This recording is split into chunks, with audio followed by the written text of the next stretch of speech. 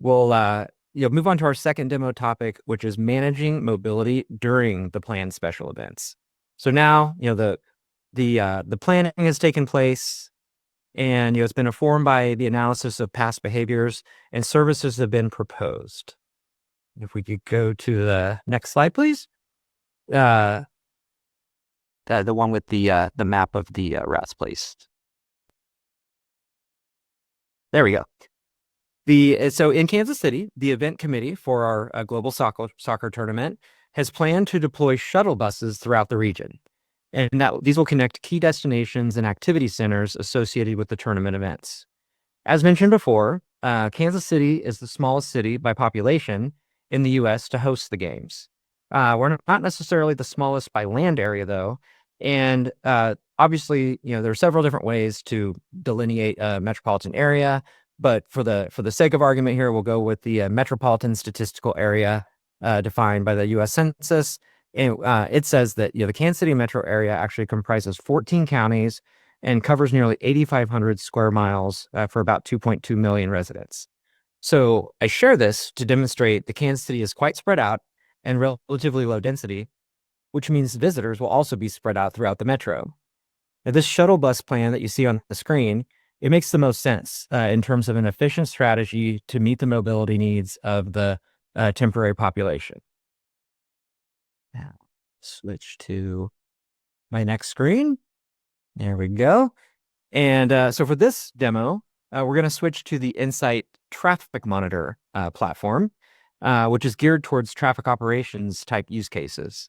In the power behind this platform, I want to point out, is the way it combines historical, recent, and real-time traffic data in a single interface that's easy to use and accessible to anyone with a login.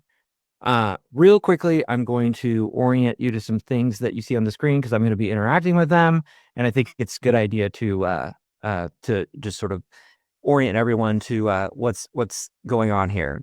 So on the left here, there's different modules. I'm going to feature 3 of those today, but also I want to call your attention to the lower right. Because as I mentioned, and even in the presentation, Jay referred to like deltas or differences that he observed between a baseline condition and a special event.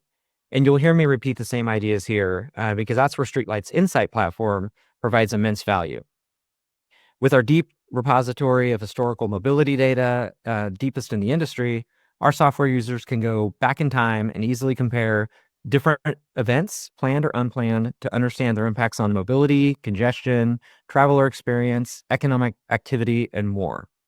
And so you see here in the lower right, there's always sort of like a baseline condition. So here I'll just use July 2025 because that's closest that we have to June 2026. Kind of a typical summer, and then we'll compare it to some other date. We're not so interested in December 31st, 2025 for this. I'll get to that in a little bit. So I'm going to turn that off. But basically what I wanted to show is you recall on the earlier slide, one of those shuttle bus routes that's being implemented is going to take people from Oak Park Mall, which is located in Overland Park, over here on the Kansas side, all the way over here to Arrowhead Stadium. And the shuttle routes have all been thoughtfully planned out. But even as it comes up to operating those and kind of planning ahead for what the traveler experience is going to be, this traffic monitor platform is really helpful. And so the first module feature is the travel time feature. And I'm going to focus on 2 things. So the green line that you see here on this chart, and we can make this a little bit bigger even, this is baseline. So this is free flow. This is the amount of time it would take to get from point A to point B, from Oak Park Mall to the stadium, if there was no traffic.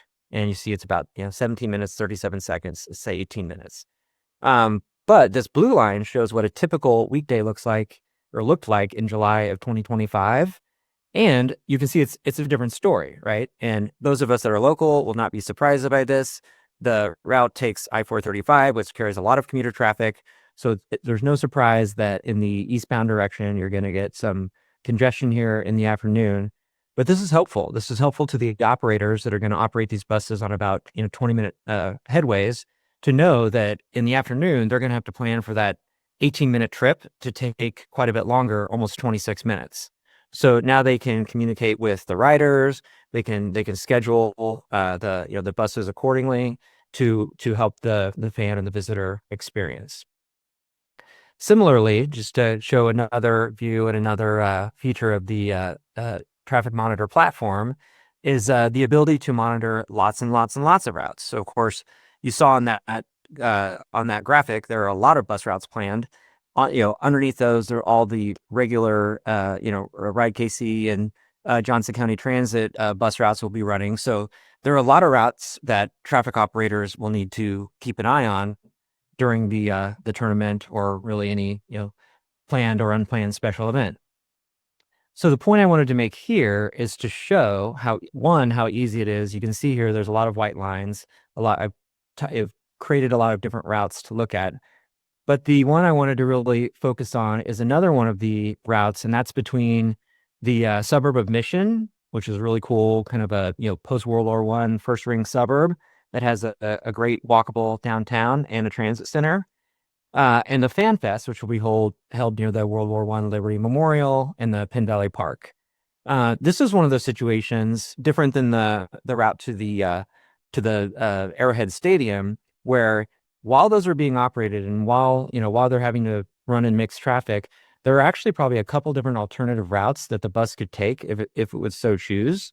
And so you can see here, just on a typical day, this first we'll look at the one proposed route that would take sort of the local arterial system.